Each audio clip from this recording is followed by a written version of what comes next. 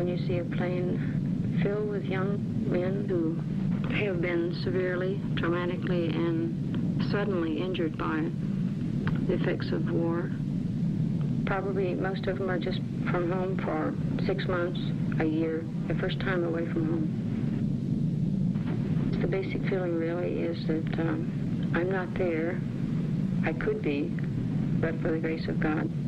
Patients are the end result of a nurse's long, particularly a flight nurse's long striving to do something for someone who really needs her, who really needs to have her help and to do something that she's been trained for all her life. And certainly in flight nursing, you use everything you've ever been trained to do.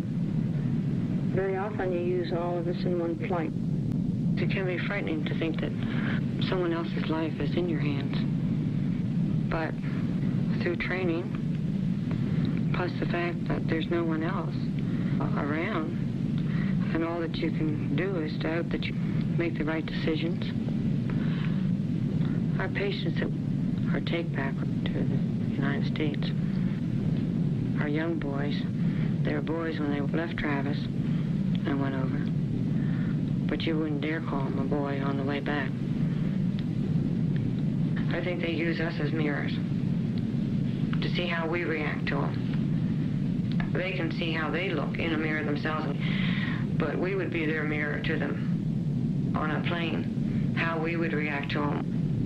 And if we would react violently, this is how they would get the conception, not how they themselves look to themselves. Some patients reveal their anxieties by being extremely quiet.